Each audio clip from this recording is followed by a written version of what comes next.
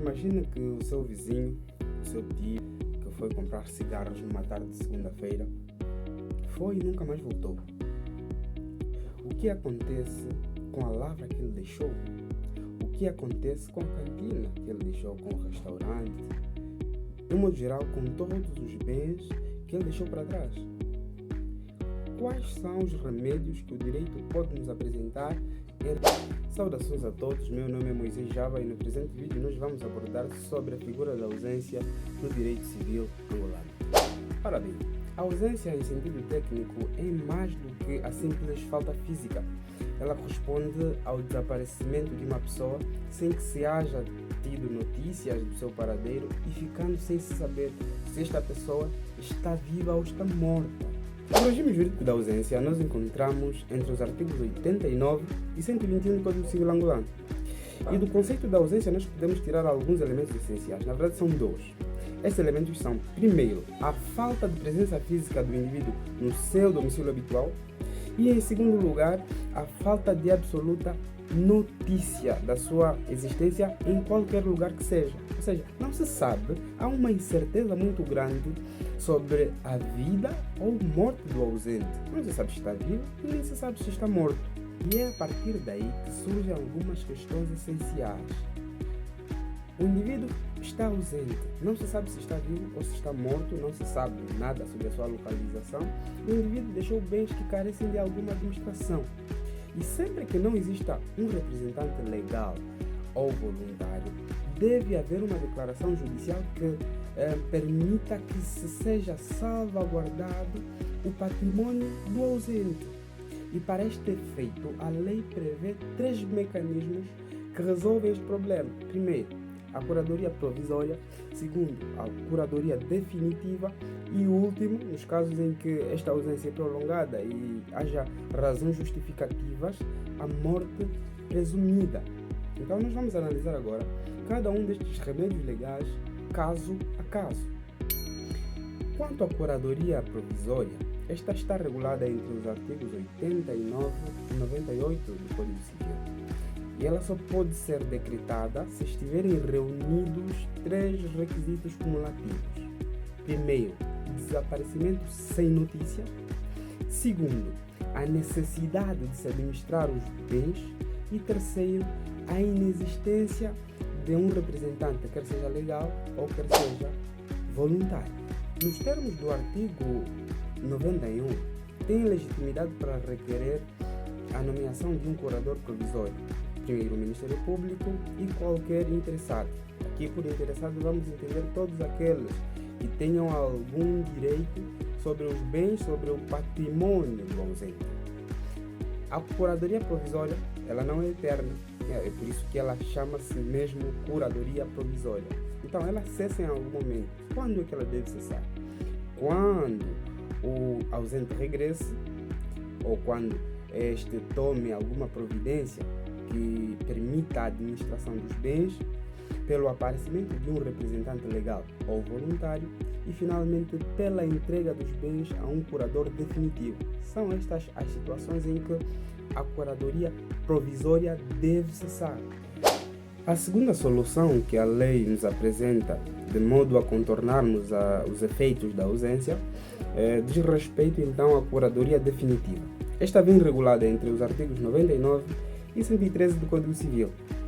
E segundo estas disposições, nós vamos entender que esta curadoria definitiva ela deve ser decretada sempre que tenham decorrido 2 anos desde a última notícia do ausente.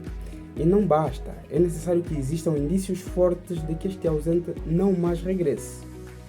E por causa destes fortes indícios do não regresso do ausente, é que os efeitos são mais profundos que os efeitos da curadoria provisória.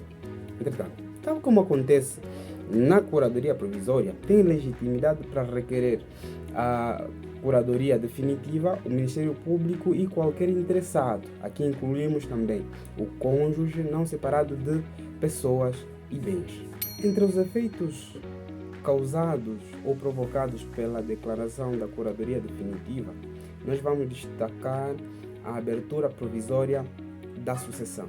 Isto significa que tão logo é decretada a curadoria definitiva, abre-se também a sucessão, pelo que são convocados tanto os herdeiros quanto os legatários, seguindo os trâmites gerais do direito sucessório. Ora, a curadoria definitiva também não é eterna. Ela em algum momento deve cessar.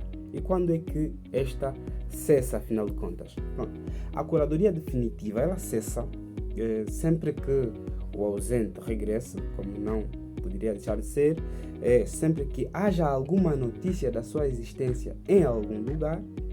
E terceiro, sempre que haja certeza de que o ausente, afinal de contas, tenha mesmo morrido, ou, não tendo-se essa certeza, houver uma declaração judicial de morte presumida.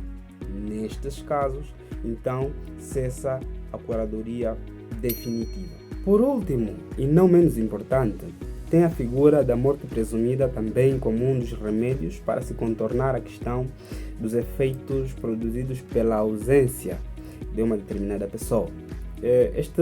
Esta forma vem regulada entre os artigos 114 e 119 do Código Civil e, segundo estas disposições, deve ser decretada a morte presumida de alguém sempre que haja uma ausência prolongada por um período legalmente relevante.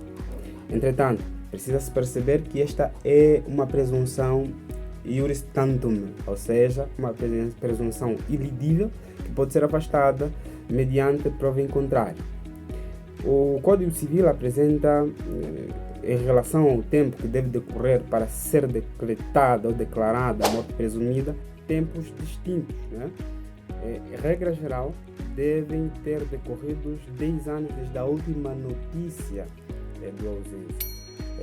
Pode ser que esse tempo venha a ser encurtado em função da idade do ausente. Se for um maior a partir de 80 anos para cima, então o tempo é encurtado para 5 anos. Se o ausente for menor, vai se contabilizar de duas maneiras. Primeiro, a partir da sua ausência até o período em que ele completaria 18 anos, se estivesse vivo, e a partir desse período que ele completaria 18 anos, acrescenta-se mais 5 anos. Okay?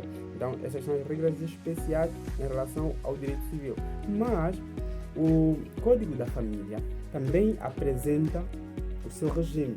Segundo o artigo 76 do Código da Família, percebe-se que este artigo dispõe que qualquer um dos cônjuges ele pode requerer a declaração de morte presumida sempre que tenham decorrido 3 anos desde a última notícia do ausente.